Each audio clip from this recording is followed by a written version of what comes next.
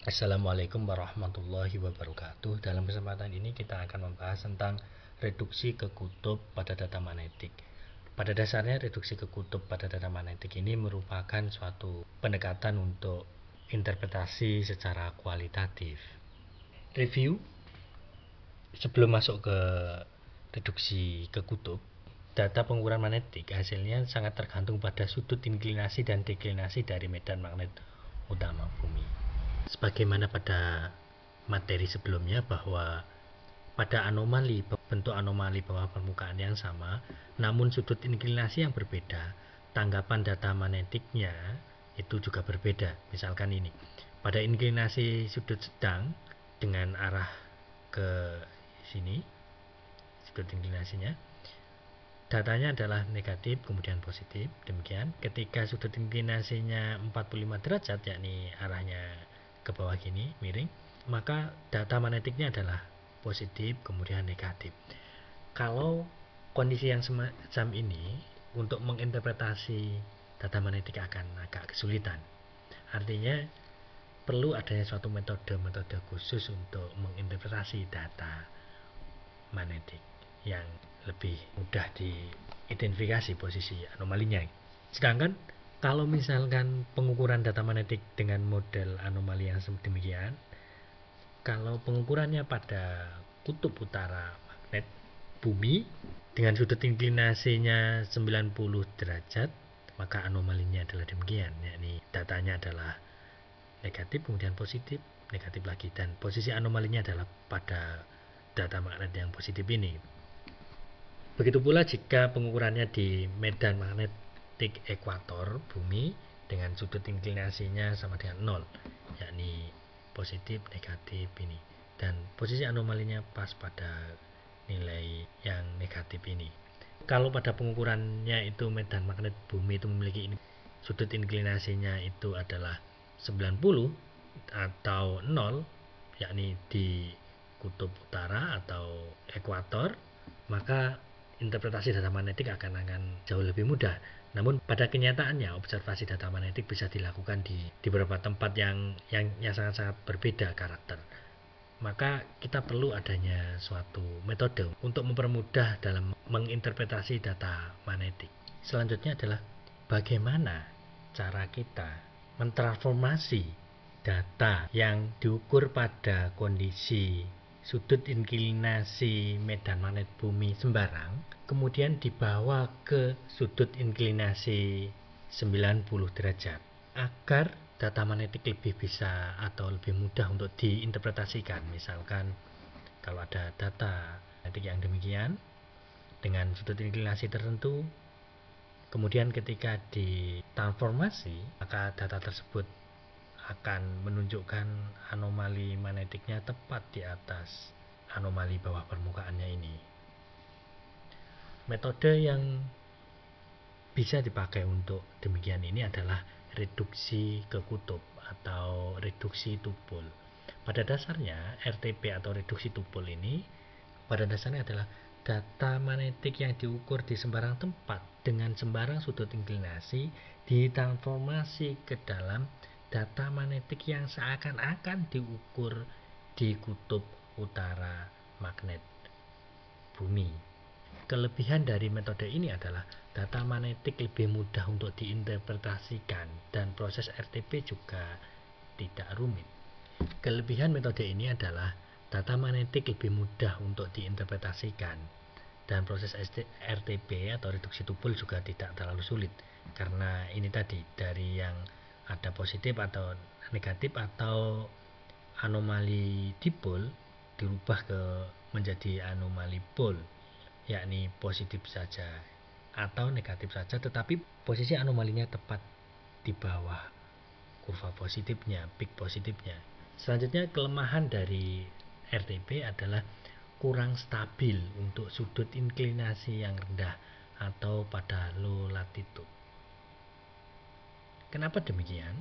Dalam operasi RTP ini sebenarnya diproses dalam domain panjang gelombang atau data magnetik ditransformasi Fourier, data magnetik 2 dimensi ditransformasi Fourier ini, kemudian dikonvolusikan dengan suatu filter ini atau suatu parameter ini, H theta ini. Parameter I bilangan kompleks cos I besar ini adalah inklinasi, cos D ada deklinasi bumi, min theta, tetanya ini adalah artan dari, ini terkait panjang gelombang X dan perpanjang gelombang Y dalam suatu posisi data pengukuran tersebut.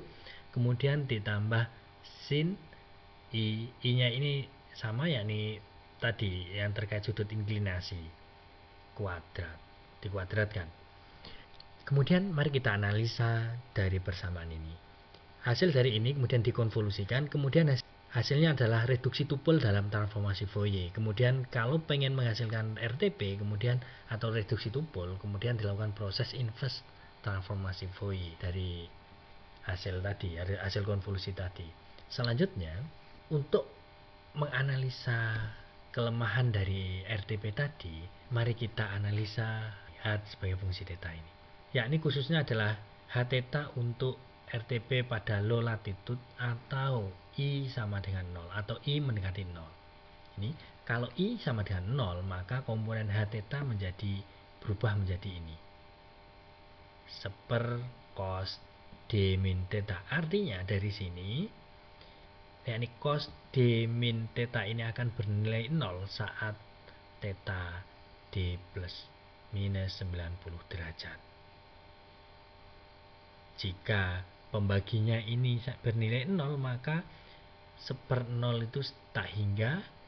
Dengan demikian maka RTP tidak stabil dalam suatu proses perhitungannya. Kelemahan dari RTP itu, misalkan ini, kalau ada suatu anomali silinder, vertikal silinder, kemudian dimodelkan, ini adalah data magnetiknya dengan sudut inklinasi 60 derajat. Ketika direduksi tupel, posisinya adalah tepat di nilai positif ini, yakni di merah ini, yang sekitar nilai 200-an itu. Vertikal silindernya posisinya di sini. Itu kalau pada 60 derajat. Kalau pada 25 derajat misalkan datanya demikian, inklinasinya, ketika inklinasi 25 derajat hasilnya demikian, ada positif, ada negatif. Namun ketika reduksi tupel, dianalisa reduksi tupel, ini masih tetap menunjukkan posisi anomalinya, tetapi ada komponen-komponen atau ada hasil-hasil yang agak-agak kurang jelas, yakni pada komponen ini, pada di posisi ini, dan posisi ini. Ini kalau pada inklinasi 25 derajat. Bagaimana kalau inklinasinya adalah 5 derajat atau 0? Maka hasilnya akan lebih tidak karuan lagi. Itu kelemahan dari reduksi tupel. Maka akhir-akhir ini beberapa orang mencoba untuk mengusulkan suatu algoritma atau suatu metode untuk menghandle kelemahan dari reduksi tupel ini. Selanjutnya, ini adalah satu contoh RTP. Kalau misalnya ada 3 anomali magnetik, 1, 2, 3 gini, ini adalah data total magnetiknya atau TMI-nya atau TMA-nya, total magnetic anomali atau total magnetic intensity atau TMI. Ya, ini demikian. Ini ada positif, ada negatif. Kemudian ini kalau di RTP itu posisi anomalinya tepat pada ini, pada yang merah ini atau yang bernilai positif ini, tepat di situ. Dan ketika dibandingkan dengan posisi ini, yakni yang berwarna putih ini, posisinya memang sesuai. Ini kalau pada sudut inklinasi yang cukup besar atau tidak lebih kecil dari 15 derajat. Kalau di bawah 15 derajat sudut inklinasinya, RTP tidak stabil. Selanjutnya ini juga ada aplikasi RTP, yakni ini pada data magnetik. Diketahui bahwa titik-titik ini adalah posisi-posisi objek di bawah permukaan atau anomali magnetik di bawah permukaan. Dengan Dimodelkan sudut inklinasinya 35, deklinasinya 15 derajat. Ketika direduksi tupul atau RTP, maka posisi-posisi anomalinya tepat pada nilai yang positif ini, sekitar di 5 sampai 10-an nanotesla. Artinya dari sini RTP mampu mengalokalisir posisi anomali dengan cukup baik.